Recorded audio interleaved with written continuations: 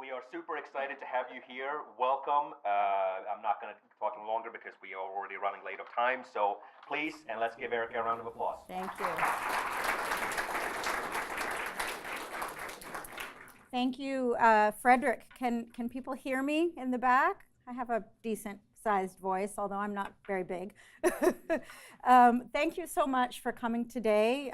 First, I want to thank the Helen Bader Institute. There aren't many institutes of nonprofit studies and nonprofit management, so it's really exciting that you have this work to support students and practitioners in the field and in Milwaukee specifically. So thanks to the Institute for having me.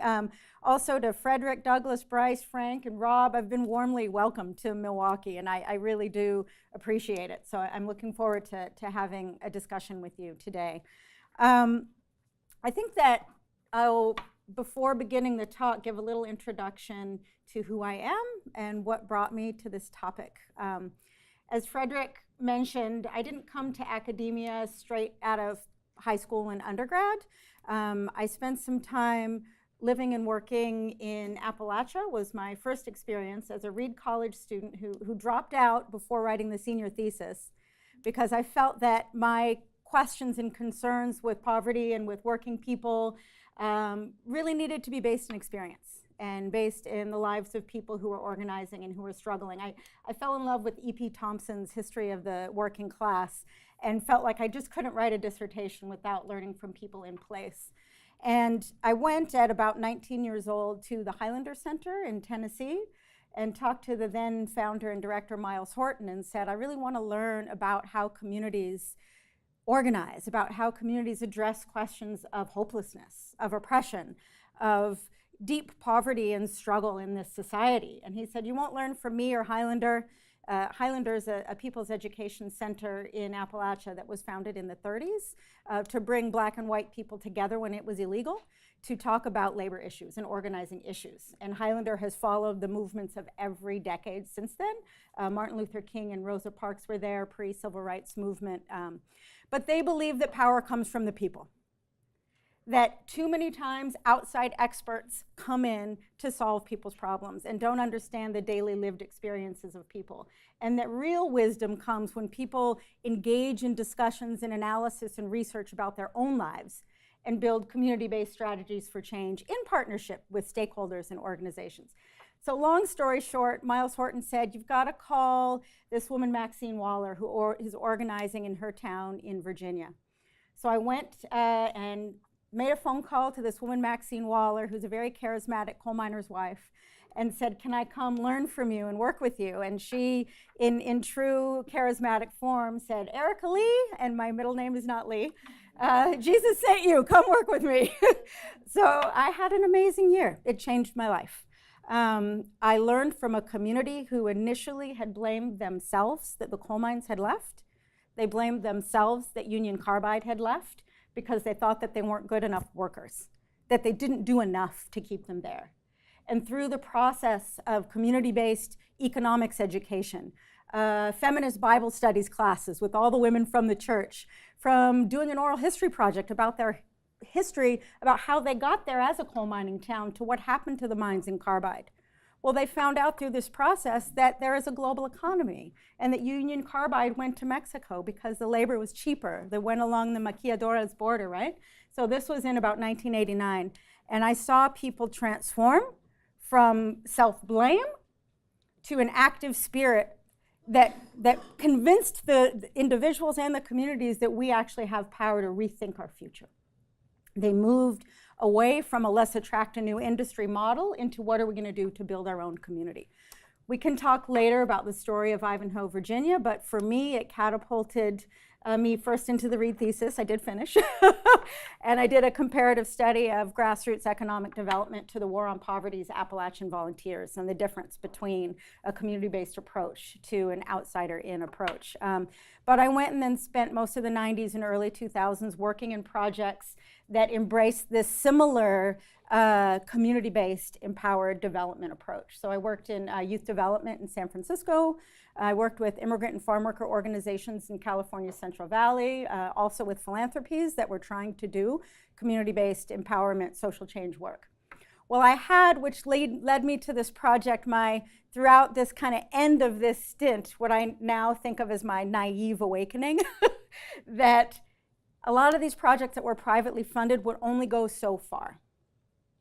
And the reasons they would only go so far is because the stakeholders, primarily the funders, didn't want to address the real hard issues or the root causes that these communities who were organizing knew had to change if they really wanted to solve the issues at hand. So just as an example, working with youth in the Western Addition Fillmore District in San Francisco, pre-gentrification, we did a community-based asset mapping class that was amazing. And the students interviewed neighborhood leaders. They discovered their pride in their neighborhood. We created a map and a guide. But then when we went to action and said, what do you want to take on? The students said, we want to talk about inequality around race. We want to talk about how the African-American kids are treated differently than the white kids in this school.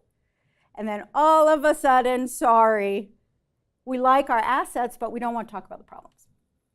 And I don't want to go and give you 10 more examples of that because we can do it through the case of my research in my book. But this was a time when I discovered this again and again and again. And so asking people to help themselves is positive and powerful when they have to do all the work.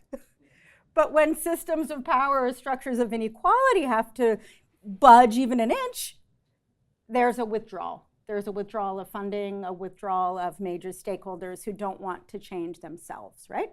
So the self-help myth is an investigation of where these lines are drawn. In the case of farm worker and immigrant organizing in California's Central Valley, from the historic California farm worker movement to some recent ethnographic case studies that I conducted between 2008 and 2010. And so I kind of looked at those lines, right, that were negotiated vigorously between social movement leaders, nonprofit staff, and their funders. So before I get into some case studies about my book, what I thought I would do is share with you a little bit around the conversations in the field about philanthropy. So the context in which this work and these debates and these critiques sit today. So there's a few new pieces of work that I'm engaged in now that have maybe not changed my thinking, but have altered it, have brought up new questions. So I wanted to bring you kind of up to date in terms of some of the conversations happening in the scholarly field, in the public arena, and within the nonprofit sector before really digging into some of those cases. So one of the things that I'm doing right now is teaching, I mentioned last night to your colleagues, I'm teaching a class on critical issues in philanthropy. And we're reading new books. And there are many, many new books that take a critical lens at the field of philanthropy and the nonprofit sector at large. And so I want to place this conversation within some of the really broader debates in the field so we can get a lay of the land. Okay, so one of the first seminal pieces some of you may have heard of or read is a book that was published in 2009 called The Revolution Will Not Be Funded, Beyond the Nonprofit Industrial Complex. And I'll speak more about that in a minute. This book came out when I was just embarking on my dissertation research at Berkeley, and I had attended the conference that kicked off, that is, the book is created from the conference, basically. So in about 2003, which is when I started my research, I already knew I wanted to look at nonprofits and social change and philanthropy. A bunch of similarly frustrated nonprofit practitioners and scholars came together to say, where have we come since the social movements of the 60s and 70s as a nonprofit sector that now is unable and that is handicapped in really addressing the root causes of the issues we care about? So Insight Women of Color Against Violence is an organization that hosted the conference and then subsequently published this book. So it's a really great piece if you want an introduction to kind of critical issues in philanthropy that looks at various social movements, from the women's rights movement to the civil rights movement and many movements, and how they've transformed through the experience of working and professionalizing in nonprofits. So since this time, this was almost 10 years ago, with the enormous amount of funding through the Gates Foundation, the Zuckerberg-Chan Initiative, the George Soros's funding, also through the Ford Foundation's dedication of all of their resources to tackling inequality, there is a new revived debate that builds upon this conversation, and that new books are coming out. I have, and I can share with you, a compendium of every single public media piece about critical issues in philanthropy over the past year since the elections, actually. So it's a very vigorous debate in the field. And so I've been able to parse out about 3 ways of talking about and critiquing the sector. I'm going to share those 3 ways with you and then dig right into how my work fits into this conversation and might be a little bit different. This is just a quote from Peter Buffett.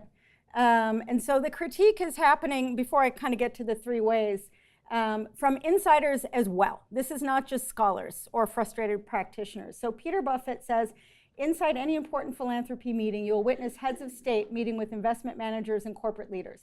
All are searching for answers with the right hand to problems that others in the room have created with the left. And so part of the broader debate in all 3 of these areas that I'm about to present with you is a public now recognition that there is a grand paradox at stake here, which is that private foundations are institutions created on industry that produces wealth. Oftentimes, these industries create the very problems and inequalities that these foundations of this wealth then try to ameliorate or address. And people within philanthropy, not just scholars, are trying to address and tackle this paradox. So Darren Walker, for example, of the Ford Foundation, in his blogs about devoting all the resources to tackling inequality, says in very kind of small, embedded sentences, however, the Ford Foundation is ultimately an institution of capitalist wealth. So there is only so far that we can go, right? And so this is a very vigorous, important debate. We can talk at the end of my presentation about what this means. For example, the Movement for Black Lives is now being funded by the Ford Foundation and many other foundations, and are struggling with this very question about what are the lines in which we can create real social change and look at root causes of poverty and inequality through private wealth made in industry.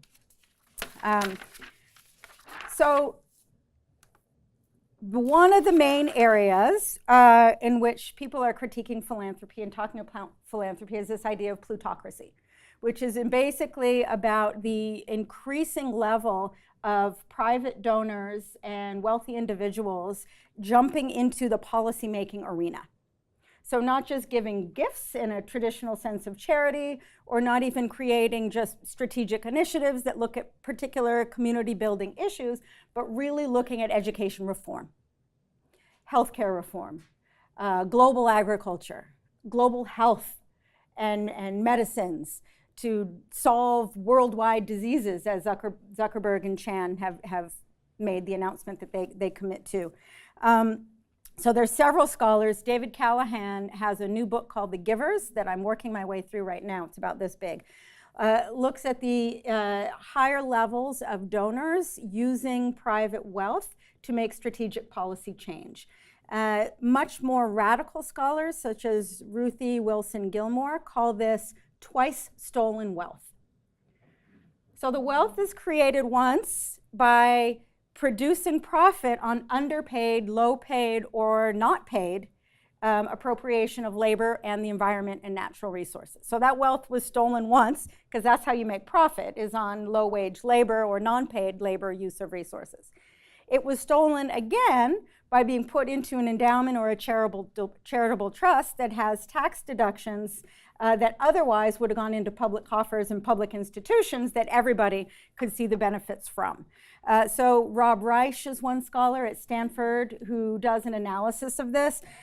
2 years ago, he made the analysis that there's $36 billion in foregone income tax from official private foundation tax deductions at large, and this is more than is given to the entire TANF program every year, right? So the idea of plutocracy is these are people who are getting tax breaks and tax shelters of money that would be seen in public that was already stolen off of low-paid labor or use of the environment. So there's several new books. If you care about school reform, I know you deal here in Milwaukee with a lot of issues around vouchers, as Frederick's research looks at, and charter school education. So there's several new books that look at this question of plutocracy around the Walton Foundation, the Broad Foundation, the Gates Foundation, and a couple others who are making a very concerted effort to bring more charters into public districts.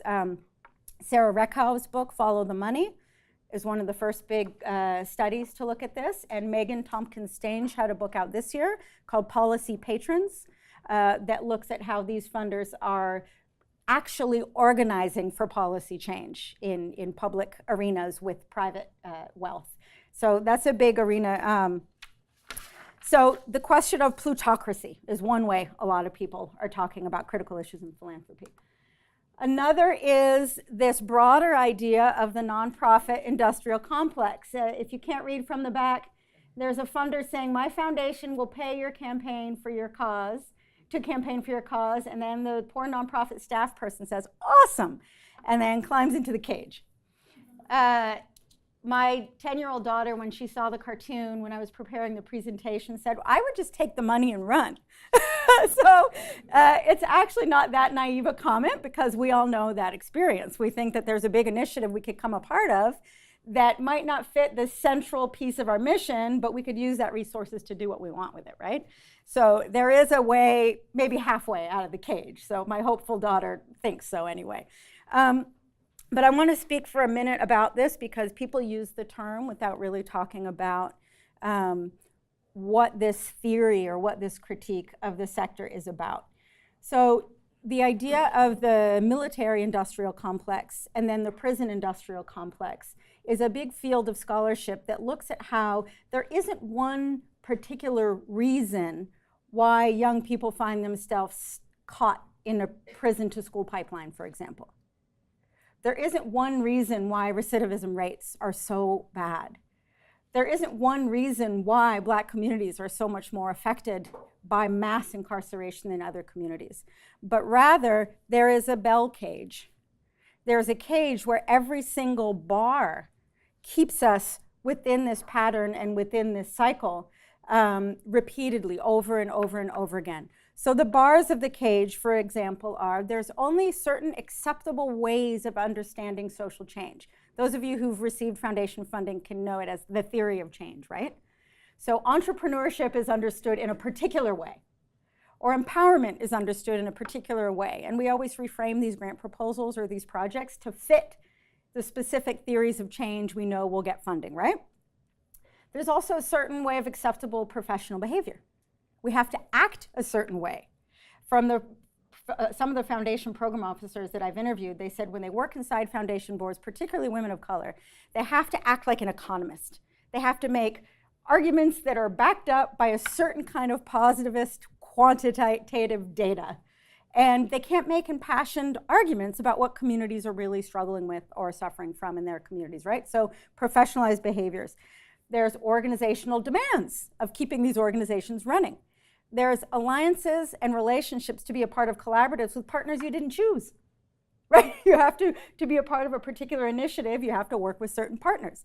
There's funding deadlines. There's particular evaluation rubrics you have to concede to, et cetera, et cetera, et cetera, right? So in the nonprofit sector, the idea is that since the 1980s and the demonization of the public sector and of poor people, and the decimation of public institutions, and the simultaneous ideology that individuals and nonprofits need to fill the gaps of a shrinking state, we have come to a place where this is the only way of working, right? And so a parallel ideology and institutional changes have created a situation where we don't feel like there's any other way out, right? And that nonprofits are increasingly service providers, providing services that the state would obviously otherwise provide, and that would be considered, people would be considered deserving of public supports that nonprofits now have to provide.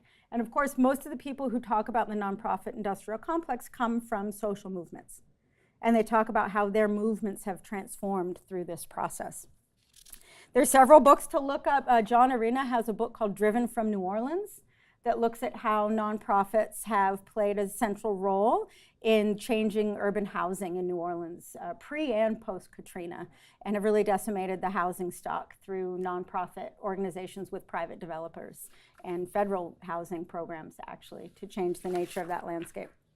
Okay, so we have plutocracy, we have nonprofit industrial complex, and then a whole new field of critique and scholarship looks at this idea of philanthrocapitalism.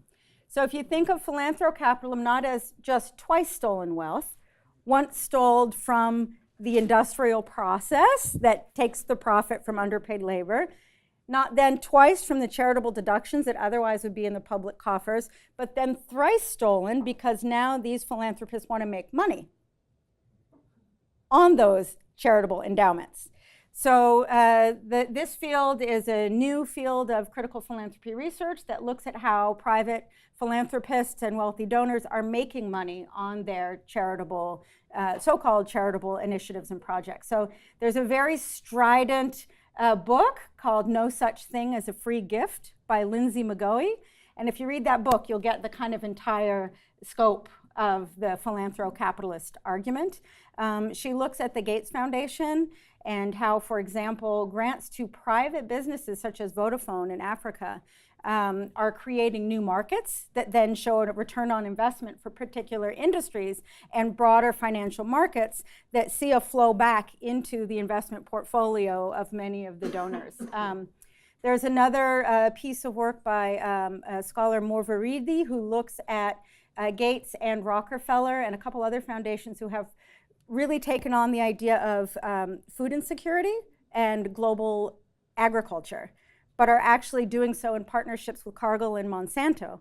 And you get activist groups like Via Campesina saying, how can you be the future of global food security and appropriate and sustainable agriculture when you're doing so through the very industries that have created these problems in the first place, right? So this is a very lively debate right now. And it's also a very sort of mysterious legal framework that the new book, David Callahan's book, The Givers, really suggests that the future is really going to be looking at how do we regulate giving today, when many foundations are actually giving now to private industries, because there are some ways in which this is actually feasible. And many donors, such as the Zuckerbergs, are putting their money in LLCs instead of foundation endowments, in which you can really invest on that wealth and build industries. So a whole field to look at. And this is kind of a bigger conversation since my book was published. And so I kind of wanted to bring you up to date in terms of the way people are really looking at these issues. Okay, so what is the self-help myth? And where does my research enter into this conversation? I found through my research about farm worker and immigrant organizing in California's Central Valley and their relationship to funders over the course of the 20th century was very seldom heavy-handed, top-down, hegemonic, we want to control you and make money on this industry. That was seldom the case. More often, it was a very active and conflicted negotiation between these frameworks in which people were trying to create social change. So self-help, for example, can mean a complete radical transformation of the farm worker community in California's Central Valley that completely confronts and transforms the agricultural industry. Or on the polar opposite, it could mean simply farm worker families building gardens and creating more safety programs in their communities and building their leadership skills. Or it can mean something in between, right? And that what I found is that if you look at foundation program officers, social movement leaders, community members, they often are very smart and aware of the limits that money brings. They're very smart and aware about the power of big philanthropy. But they more than often decide to be a part of the game than to just throw it out altogether. But then when they become a part of a privately funded movement, they find themselves in constant negotiation between these limits of what can we really do, what can we really change when we rely on foundation funding. So just an example of some of these frameworks that are being negotiated, if you look at community action in the 1960s, I studied initially the war on poverty, the Appalachian Volunteers, but also the community action programs across this country. There was a very, very, very heated negotiation between what community action meant in the 60s, with the Black Power movement and the idea of self-determination on one end, and the idea of incorporation into a policing system in neighborhoods on the other. And people from both poles came to the center and fought over these terms, right? If you think about the 1980s, the same thing around empowerment, community empowerment. What does community empowerment mean? And a broad array of people tried to get into the field of dealing with empowerment. We talked about this a little bit last night, Frank and I. Civic participation is another arena that became very fraught. Is this, on one end, incorporation into gentrification and top-down schemes, or is civic participation a way to re-engage a pluralist democracy, right? And you have people negotiating these terms. Theoretically, I like to use Antonio Gramsci, who's a sort of post-Marxist cultural scholar, as a way to understand this as a war of position. And it's a useful tool, I think, in thinking about our current political moment as well, right? But that players aren't just on one radical end of the spectrum or one top-down hegemonic co-opted end of the spectrum, but we have a very diverse civil society and multi-layers of decision-making and agenda setting. And that part of the process of power and social change is engagement in this war of position. And that usually what ends up happening, so I don't look at this negotiation as a ray of sunshine and hope, but rather what ends up happening is that space in the middle leaves out the harder structural changes and root causes that the more powerful players in this war of position don't want to address. So the process of consensus building goes to the center, but leaves out the more radical changes that people really seek.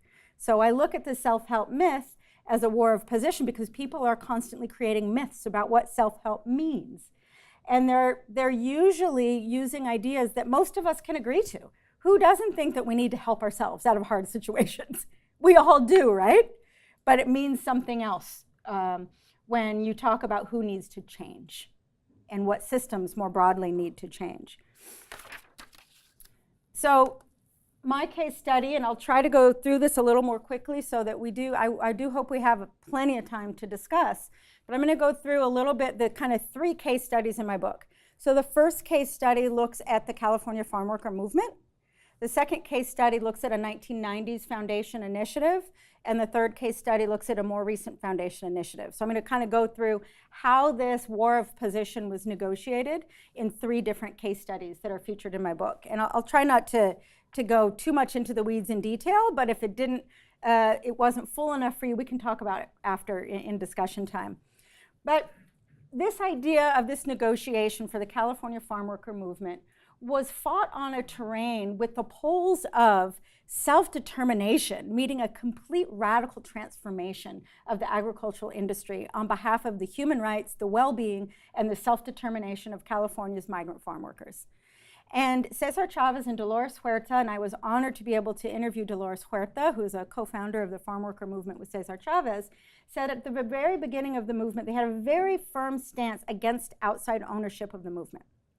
They believed in a door-to-door community organizing, member-paid institution.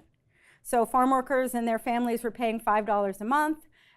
They had local farm worker institutions supporting the movement, but they had a very firm stance, and it's in the archives, against receiving money from outside donors. And the idea was, why would donors whose money was made on industrial wealth support our challenges to the entire agricultural system in this state and internationally? We want to own this movement. We want it to be worker-owned. They didn't just want to confront agricultural industry. They took the idea of self-determination very fully and wanted to form their own institutions, their own schools, their own car repair shops, their own social service agencies, and they wanted to create basically an alternate reality that was vibrant and full and where people were proud of working the earth. So it wasn't about this poor downtrodden worker and we just want to fight big ag. It was about, no, let's create a full alternate reality where we have a vibrant, beautiful agricultural system co-owned and co-run by farm workers, right? Now, things changed when AWOC, the Filipino farm worker organization, said, you know, we've been organizing for years and years and years, and brought Chavez and Huerta into the movement to strike. And Chavez became a national leader and a national spokesperson for farm worker labor organizing and strikes and boycotts, and I'm not going to get into the weeds of the history, in a very rapid pace. At the same time, the American War on Poverty was organizing community action programs all across the migrant communities in California's Central Valley.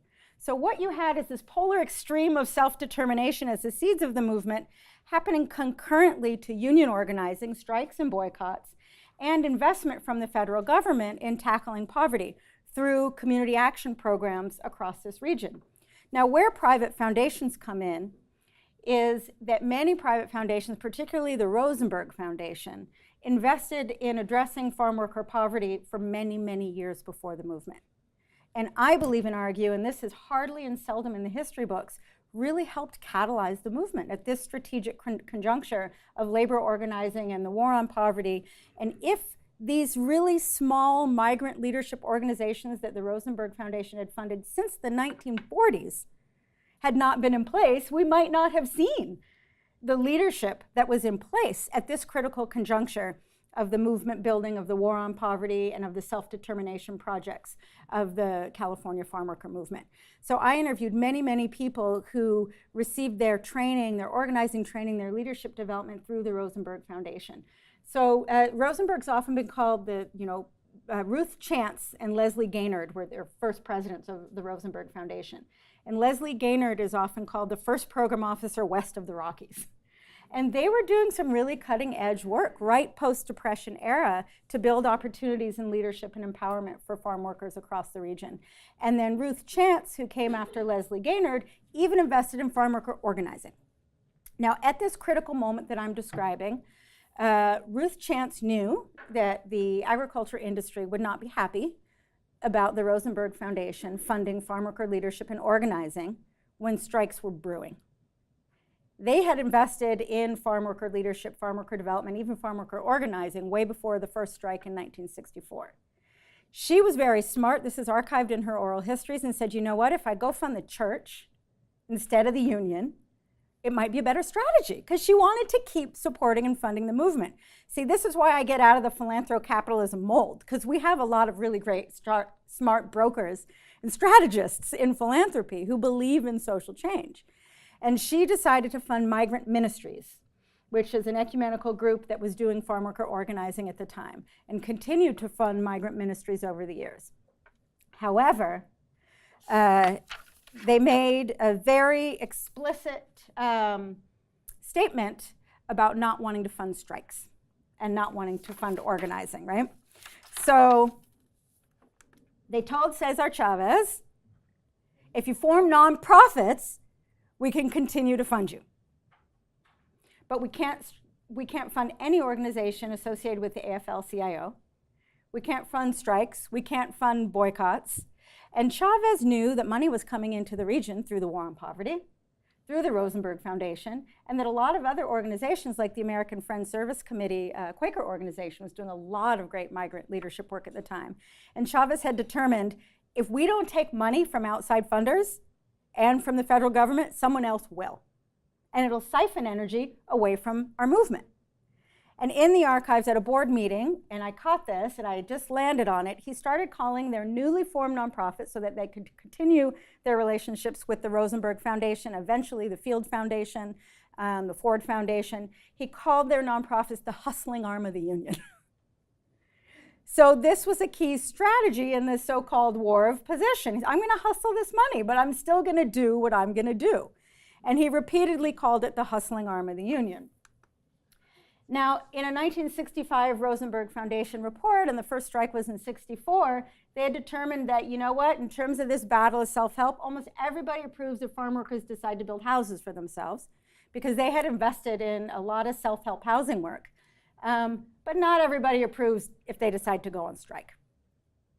And this was the moment in which funders really scaled back their funding to the movement and changed their strategy for funding the movement, and funneled almost all of it to the new nonprofits and none of it to the farm worker organizing. I don't want to bore you with the ins and the outs. They had a really fiery legal aid person, Jerry Cohen, who was completely smashing Nixon in the public media about buying grapes during the grape boycott. And there was a lot of this going on. And I was just embedded in the archives, actually at Wayne State University in Detroit, where these battles were going on back and forth between the social movement leaders and the funders. And the funders were saying, look, we support the movement, but we can't do this. We can't fund Jerry Cohen when he's speaking out against Nixon. We can't. So these were like 5 years of ongoing debates. So this isn't like top-down imperialist co-optation as you would hear in the nonprofit industrial complex literature or the philanthrocapitalism literature, but these are about particular program officers trying to support the movement, but knowing that institutions made of industrial wealth are not going to continue to support a movement that challenges industrial wealth, in this case, big ag, right? So they were having these heated negotiations. Here's just an example. Leslie Dunbar was the lead program officer at the Field Foundation who really believed in the farm worker movement. And they had a debate between funding going to the United Farm Workers versus a service center, the National Farm Worker Service Center that Field and Ford had asked them to start up. And he said, to you it may seem artificial distinction, the union from the center. If it is in fact an artificial distinction, then I believe we may be in trouble. And this was the moment where they decided no more funding. And the debates are running parallel. So think about this. They're running parallel to similar debates in the civil rights movement. And Chavez pulls the examples of the civil rights movement saying, if there is no civil rights law, then you need to support us around human rights and the conditions of communities where law doesn't exist. Look at the Roger Baldwin Foundation. Look at Marion Wright Edelman. Look at people who are fighting legal battles to move society forward towards the arc of justice.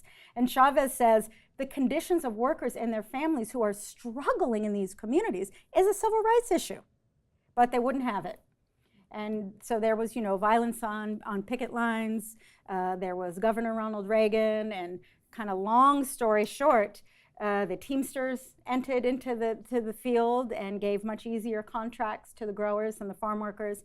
And Cesar Chavez, who is like many movement leaders from the 60s, was surveilled and embattled and bitter and retreated to the nonprofits and away from organizing.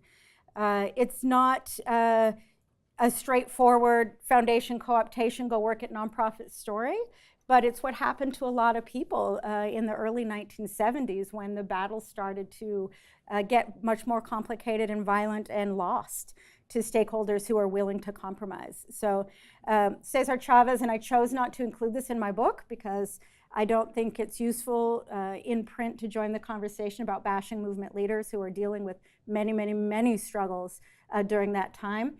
But I think he was perhaps a little wounded and damaged and retreated to their center called La Paz and talked about, and this is really interesting in our current moment in time if you think about Detroit. He started thinking about making candles and gardening and organic farming as the solution. So he kind of tried to go back to the radical edge of self-determination, saying if we can't win these battles, let's build community and build our own movements. But people really made fun of him and critiqued him as getting kooky. Right? But so that's what happened, is he kind of retreated in the 70s. And unfortunately, things haven't changed a whole lot in the Central Valley in terms of farm workers' conditions. Okay, so case 2 is the question of the 80s and the 90s. So I'm not going to do justice to the history, but if we take ourselves over 2 decades beyond the heat of the California farm worker movement and look at it, we might even want to start back when Barry Goldwater lost to Johnson in the presidential elections in 1964. And Goldwater's middle name was Mr. Conservative, and created an agenda with the Heritage Foundation and several other conservative funders to retake the New Deal, war on poverty, social spending, and social programs that had gained ground from the 30s on until the 70s. And the specific agenda was to talk about dependency on a bloated state and about the solution needing to be freer, more unrestrained markets on the global scale and more entrepreneurial individuals and volunteers to solve their own problems in the absence of this bloated dependent state. So if we go back to our birdcage of the nonprofit industrial complex, you look at the arc of the 80s. Ronald Reagan was the first president, and Trump has done it again as well, accept this blueprint for leadership created by the Heritage Foundation. And so Reagan enacted it through, if you look at the idea of this birdcage of the nonprofit industrial complex, the twin shifts in defunding the state, all the way through to welfare reform, as well as the ideologies of a racialized dependency and a drug epidemic and the need for intense policing. And you look at the effect of the downsizing of the state and the belief in this rising ideology and volunteerism, and that nonprofits could really play a role in rebuilding a more self-help entrepreneurial society that is less about dependency and ineffectual government institutions, right? So you have all that, and then you also have very good economic times for business. And so foundations, particularly in California after the dot-com boom, had excess money that they needed to get out the door. And so right when we're having this conversation about civic pluralism, filling the gaps of a downsizing state, you also have more money that needs to get out the door. A lot of times when we talk about strategic philanthropy, we think it's just this, inevitable improvement. Let's be more strategic about our funding. Let's do it in collaborative and partnerships. Well, several of the program officers I interviewed said, no, the late 80s and the 90s is because we need to get more money out the door. So we need to think about how not just to fund one organization, but how to form initiatives and fund lots of them at once, right? So oftentimes we think of these developments as simply a linear, thoughtful, strategic progression. But at the time when the initiative I studied in the second case study in my book formed, which was in the late 90s, the program officer explicitly said to me, there was an opportunity.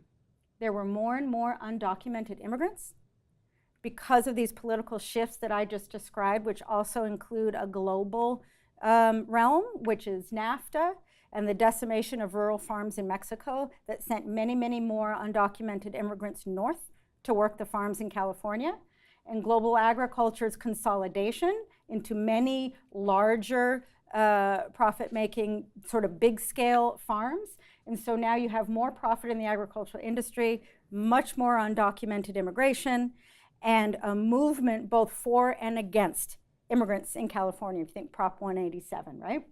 And so this program officer said, this is an opportunity. We're seeing increasing rising poverty rates in the Valley. We're seeing increasing amount of undocumented immigrants who have no rights in this region. And I need to get money out the door for his program that he was working at the anonymized foundation in which I studied. And he formed an initiative, an immigrant participation collaborative, and got money to tons of groups across the Central Valley region. I'm going to make a very long story short. But basically what he was doing is he was hiding a community organizing agenda in civic participation language, because he believed in supporting a growing immigrant rights movement around amnesty and naturalization and young DREAM Act organizers who are trying to get rights for young immigrant youth in California. But he knew his foundation wouldn't support anything that confronted either agriculture or the question of immigrant rights. And so what happened in my ethnographic study over the course of 2 years of this initiative is many, many of the nonprofit leaders and staff understanding that this tension was at stake, understanding that they were using a particular kind of language to do other work, and learning that there was really hard and fast limits to that because they couldn't publicly catalyze and build an organizing agenda for several reasons. One, because the term civic participation was so amorphous that it wasn't fruitful for an organizing strategy. They couldn't talk about real organizing and policy change strategies and goals. Second, because what they called, and some of you may find this reminiscent of your own work, they called the necessity of engagement with the foundation part of managing the collaborative beast. That they spent so much of their time coming to partnership meetings and collaborative funding frameworks and working with partners they didn't know, and they had to meet with them. And they said this funding initiative that was funded for about 7 years at $5 million a year just created a whole new collaborative beast that they had to manage that took away from their on-the-ground organizing. And the program officer, when I asked him to assess, how he felt about his work, which he was very thoughtful and he had very high hopes for this work, he said, you know what I learned? I learned that money is a very blunt organizing tool. And so we can get into the details of this, but people seeing themselves as grantees instead of partners. People coming to the table because they had to instead of them creating the agenda. So the idea that it isn't all about top-down politics, but that money isn't always the best organizing tool were some of the conclusions made. I have a prologue to this story that I'll share towards the end of the presentation. But I wanted to share a couple things around new work around civic participation that I'm helping some of my postdoc students and graduate students look at. And one of them is a really interesting student from Barcelona, Fernando, who's looking at civic participation in zoning initiatives, housing zoning initiatives in New York City, and is looking at similar collaborative beasts to get communities in low-income housing at the table to discuss future zoning issues in their communities. But sitting at the table are also developers and really big intermediaries. And he's finding a very tense conversation where ultimately the future is concluded. And that the developers at the table and the bigger stakeholders know that they're going to approve these zoning policies and just want to bring people to the table to imagine their futures. But there's only really one possible future at the table. And the question is, how can you feel okay with the possible future? So I think that there's some more troubling developments in civic participation when we look at urban gentrification, when we look at urban schooling, and the problem with participatory frames being brought to the fore when the multiple stakeholders at the table really have hard and fast lines, those that have more power, in terms of how far they will go. I teach nonprofit management now, and I also teach a class called Participatory Community Engagement. And one of my first lessons for my students is don't engage a community if you're not interested in actually enacting what they have to say. So I have some students who are really looking at the farce of a lot of urban planning and urban development participatory initiatives today in New York City.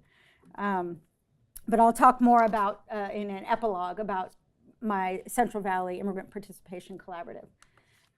Okay, so the win-win paradigm is my third case study, and I looked at an initiative that funded $5 million a year for a Central Valley initiative to improve conditions and health in farm worker communities across California's Central Valley from about 2008 till 2011. This initiative had a different theory of change from the Civic Participation Initiative, but the program officer at this foundation knew very well the successes and the failures of the Civic Participation case study, which is the second case study in my book, and said, I want to innovate on this. And in his mind, he said, there are two main problems. One of the problems is we didn't really catalyze the leadership and the strengths of the farm worker movement that still exists in the Central Valley. But we also didn't bring growers to the table. And this initiative was started at a very different moment in time when agricultural leaders were working with farm worker leaders to talk about ag jobs, which was a piece of legislation to improve the financial viability of the agricultural economy, but that also provided a possible pathway to citizenship and took on some immigrant rights issues. So when we think about politics, things get complicated because this was during the last edge of the Bush era when it started. And this was a much more immigrant-friendly and transnational business and transnational labor moment in political history. So there was a window. And there was a window that also came at the heels of a financial crisis when farms were feeling the pinch themselves about their futures and the cost of land in California, as well as migrant farm workers feeling their own struggles and their own stressors around post 9/11 increasing ICE raids and increasing insecurity about their status and the possibility of being separated from their families. So the idea of this big initiative was ambitious. It was pretty amazing. It was, let's bring growers and workers and stakeholders together in a win-win paradigm to address poverty and improve conditions in farm worker communities in California's Central Valley. So you all probably are familiar with this idea of the double bottom line, right? That there can be a win-win. So this was the talk of the era. I'm going to give you an example of This is a farm worker organizer for that initiative. This really is symptomatic of that era. I'm not worried about us migrants, us campesinos. We're strong people. We will survive. I'm worried about you growers who will be devastated if we undocumented immigrant field workers are all forced to leave. And how will you keep your farms in California when you could do better in Mexico? How can we help you win this fight? So there was a lot of buy-in to this idea. There was a lot of hope. There was a really complicated, I'll just use a term from the second case study, collaborative beast, put in place with a local farm worker council, a city stakeholder council, and this is across a very large region of the Central Valley, and then a whole regional council. And the idea is that various diverse stakeholders from community-based organizations, from ag, et cetera, would all come to the table and talk about planning for future shared prosperity. And they used the asset-based community development framework, that they would identify neighborhood and community and regional assets to really catalyze a positive shift towards the future. Now, again, in my study, I saw this sort of war of position taking place where many old school farm worker organizers thought it was a bunch of bullshit, to be honest. And including Dolores Huerta and others who I'd interviewed, and said, I quote, "The only reason agriculture comes to the table is when they want more slave labor." So you had multiple tracks going on at once. You had people who came to the table because they wanted money, because they wanted to keep their nonprofit doors open. You had people who fully bought in or were trying to convince others that this was possible and feasible, playing leadership roles. And then you had people who were left out of the collaborative initiative because they were deemed too confrontational. And you have 5 years, long story short, so I can get to the kind of end of our my presentation. You had a complete failure on the part of the foundation program officer when he realized that when communities aren't allowed to look at problems and antagonism and issues, this is a time in which migrant poverty is at an all-time low. Health rates, pesticide poisoning, food insecurity is as bad as pre-farm worker movement, and the initiative disallowed problem identification. That you only don't get farm worker organizers to the table, but you also don't get growers to the table because they had no incentive to participate. So after 5 years of once funding would leave an organization, they would drop like flies from the initiative. And as I studied this initiative over the 2 years, I saw people drop just as their funding wasn't renewed and they didn't come to the table. In a last-ditch effort, the program officer said, let's work on pesticides. This is something we could all work on. And brought a Bay Area pesticide action group to the table, did some research around the issues, and then all of a sudden, all of the ag stakeholders were very fearful, very upset, as well as the pesticide action organizers, because they said, how can you take on pesticides when the local council that you want to engage is comprised of growers who don't want to change their pesticide use in the region at all? And it basically, at the time when I finished my research, imploded. It was defunded, program officer left. And then everybody, before it was defunded, were already talking about and reorganizing around the next big game in town, which was a big Healthy Cities initiative. And all the nonprofits scrambled and said, how can I be a part of that one? So all the while, we go from my movement initiative to a civic participation initiative to a migrant poverty and health initiative to another initiative, and everybody's re-scrambling every time.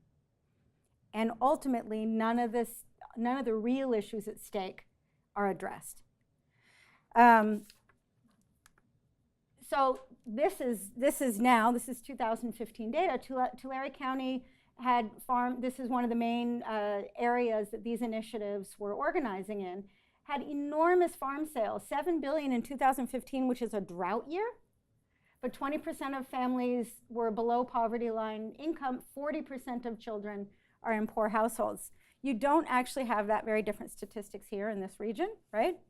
And so this idea that industry is suffering and we need to bring them to the table as equal stakeholders is actually, according to a lot of researchers, including California Institute for Rural Studies, who does great research on this, is a farce. It is a farce. So at the time where the initiative is saying we need a win-win, these poor farms are struggling, yet when we create an initiative None of the abuses or continuing poverty of farm workers can be discussed, or the conglomeration and consolidation of big ag can be discussed. Why are we doing this? Right? Hence the idea of a myth. Are these big initiatives just myths, right? I do want to say, and you know this is true for your region as well, you know, the consolidation of big agriculture in California means there are just a few real big guys. There are a lot of small farms that are struggling, that are also treating workers really well and doing sustainable and organic agriculture, but there's been such a massive consolidation of labor-intensive farms. So these are lettuce, fruit, vegetables that require human labor-intensive, hard-on-the-body labor, right? So this is a reflection not of all farms, but of the consolidation of the industry, which maps onto the trend I kind of discussed around, you know, Reagan to our present moment around the consolidation of industry and the changing of the industry. Okay, so depressing, right? So where do we find hope? Is there any? Look, this is a different moment in time. If I had written my book now, there are many, many funders, funding issues they wouldn't touch when I was conducting my research. After the mobilizations of 2006, of the national immigrant rights mobilizations, a lot of funders have gotten on board, and even more so now, post-presidential election, including grant makers concerned with immigrants and refugees, the Open Society Institute, the Kellogg Foundation, the Ford Foundation, have put a lot of money in a very vocal outward immigrant rights space. And funding organizing frameworks, including even the California Endowment in California, to make an explicit effort to give money to preserve the rights and the well-being of immigrant communities. This was taboo when I started my work and my research in the mid sort of 2005 to 2010. So these movements and these efforts have pushed funders a little bit to address more and different issues, and we could talk about whether this is useful or hopeful or not. But if you look at the moment from 2010 to this present moment, now we're in a different moment now post-election, but there was a resurgence of this idea of the self-determination end of the spectrum that I described with Chavez, right? Around let's create our own institutions in our own image. Let's create the society that we want to see. So if you think from Occupy Wall Street and really putting the question of vast inequality on the map, to the movement for Black Lives, to a lot of the DIY organizing going on in places like your region, you saw a resurgence of this idea of both self-help and active protest movements that have indeed pushed funders further to address root causes of poverty and inequality. And I wanted to point out a couple. This on the left here is Leah Hunt Hendricks. She is an heir of Hunt oil family, and she's forming a new collective of wealthy young people who have inherited their wealth to fund social movements without a foundation structure or endowment.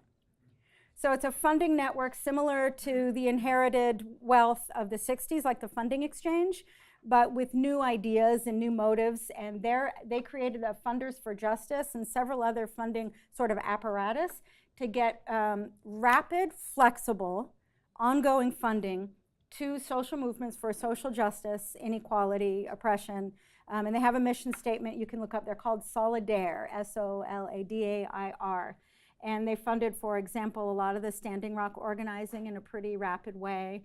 They have ongoing funding for the Movement for Black Lives, and they bring in other funders as well as their network of donors.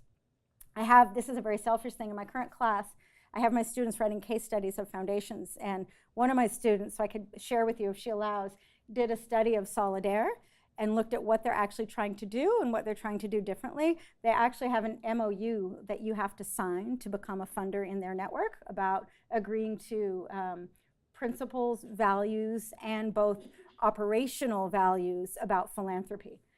For example, we are allies, not experts. Funding is flexible, not controlled. So we could go kind of further on that. My papers are in my inbox for my students, so I'll know more what's in that MOU when I read that paper.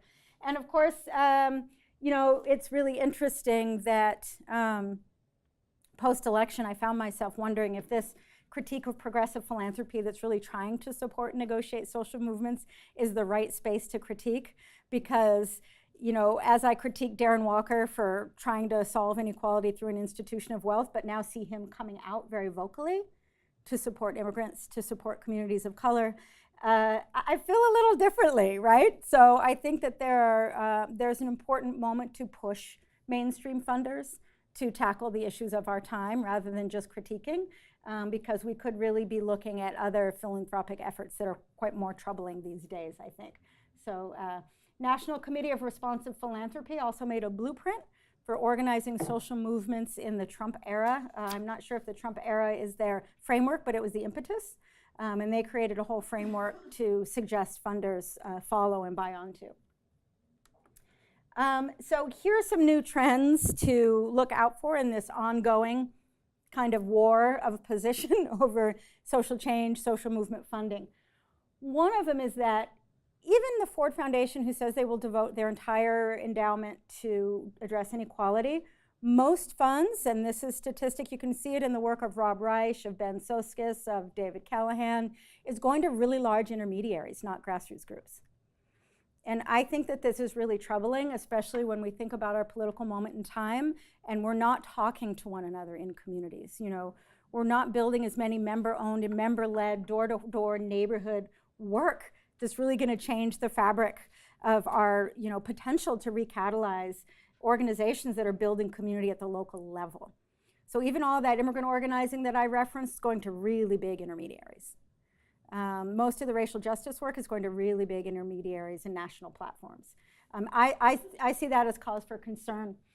Another is that a lot of initiatives are looking at kind of fancy scaled up media initiatives that are about narratives of people and individuals that are kind of compartmentalized and cold instead of door-to-door community-based work. I'm working with a postdoc from CUNY who looks at foundation initiatives to support worker centers and day laborers. And day laborers who come to these worker centers have to participate in some of these foundation-funded big media projects to show that my domestic worker is actually friendly and happy and nice.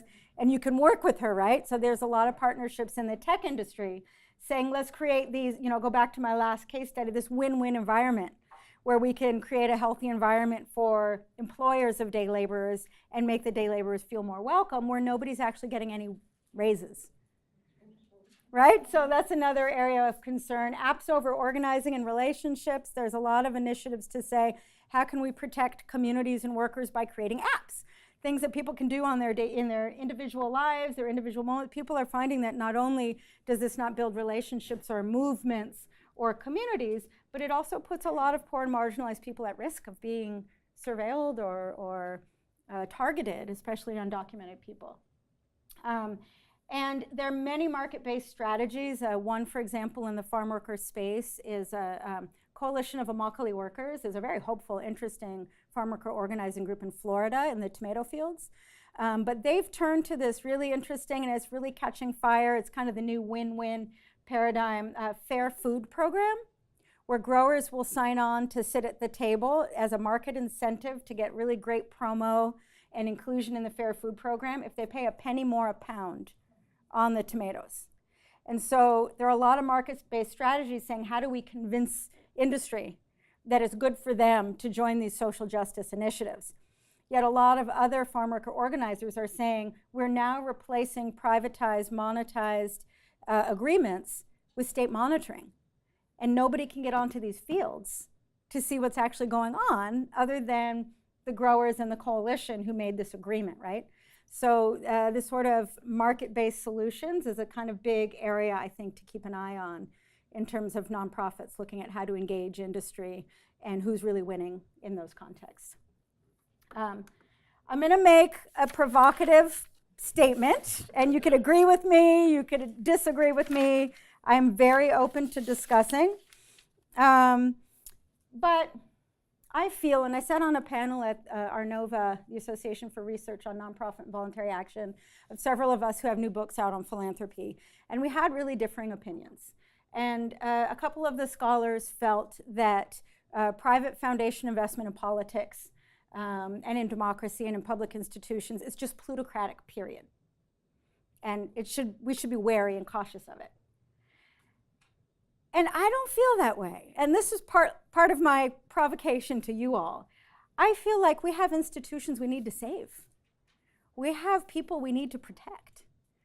We have a critical moment in time where this sort of war position of the self-help myth has reached its apex, where many, many people don't believe in public institutions at all, right?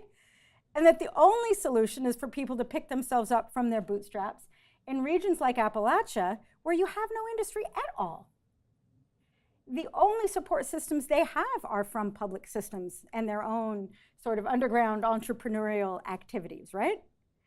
And so I think we need to be very cautious of calling foundations out as simply plutocratic and not needed in the space of social policy and social change, because I believe that we need to protect immigrants. We need to preserve our public education system. That is amazing. I have a daughter in a public school in Brooklyn, New York. There are many great public schools, many, right? We need to fight for living wage jobs. We need to hold industries accountable for providing domestic jobs that pay a living wage, right? We need to support programs that poor people and working people and people of color rely on, such as food stamps that cost very little compared to the expenses of the industries who are now sitting at the table and managing this new self-help myth, right? So I'm at a bit of a turning point in terms of philanthropy scholarship, and I almost think, and I don't know everyone who's in the room, and I'm always welcome for a conversation and even a debate, but the right-wing conservative foundations have played a very, very active role since 1964 in engaging in an ideological and institutional debate in this country to scale down the welfare state and to prove more incentives for big businesses to go global and go corporate, while wages have remained stagnant. And we've seen less services through our public institutions. And they support think tanks. There's a beautiful article from the National Committee of Responsive Philanthropy called The Axis of Ideology. And it is shown that conservative foundations have put lots and lots of money for many, many decades into waging policy debates around the ideology of a neoliberal free market. And mainstream and left foundations have not. They've been very, very timid. And here we find ourselves with a public debate and dialogue and a populace of people who struggle and who need social support systems, right? And mainstream foundations, because in the end their money is made on industrial wealth, who don't know what to do. So I say we study the Heritage Foundation. We study the blueprint for leadership that they produced and handed off to Trump, and encourage instead of critique. This is my moment in thinking. The mainstream and the left foundations, whose program staff at least are trying to do their best at this moment in time to stand up and take leadership and support communities who are struggling. So I'm going to give them faith in this political moment in time, that with a little provoking and prodding, they can come to the table. So that's it. All